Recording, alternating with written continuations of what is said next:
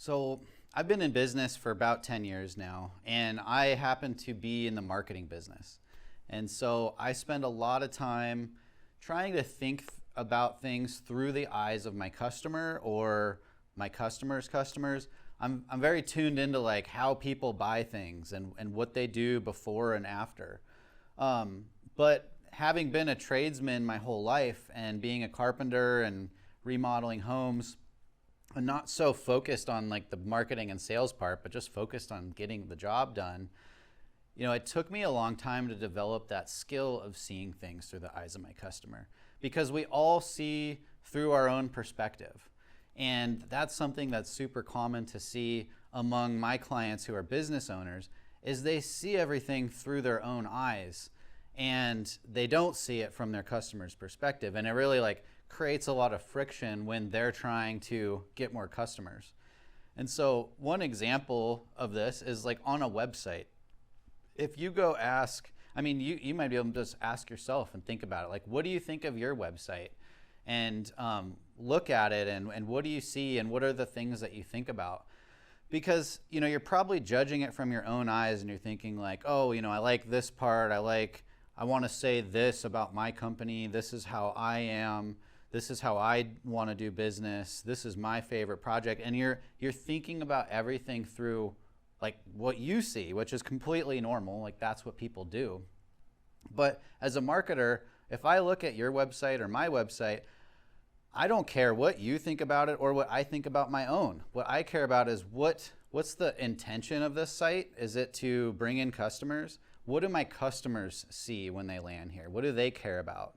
And so I would lean towards making that website more about them and what they're going to get if they read what's on there and what kind of pictures they want to see of what kind of projects and things like that. And if you just start to tune yourself into your customer's perspective and the journey they take to finding your business, I think that it'll become a lot easier for you to, earn their trust and earn their money.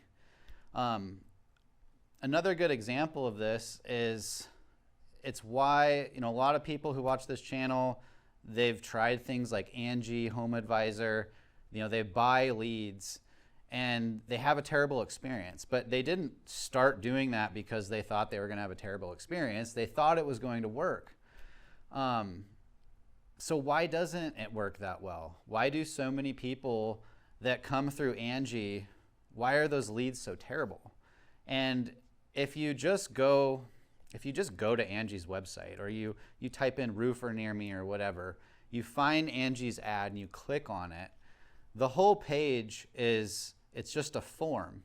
Like the first thing it usually asks for is, well, what's your zip code? Like compare quotes from the best contractors in your area. And you as the customer, you're thinking, oh, okay, great. I can just compare some quotes. That sounds really great. I won't even have to talk to anybody. I'll just compare quotes. Like that sounds like a great deal. I'll put in my zip code. And then the next page is another question. And before you know it, as the customer, you've answered a whole bunch of questions and you don't really know what you're getting to. And when you're all done, the form is over and immediately your phone rings and it's John's Roofing. And you're like, who the heck is John's Roofing? I didn't want him calling me.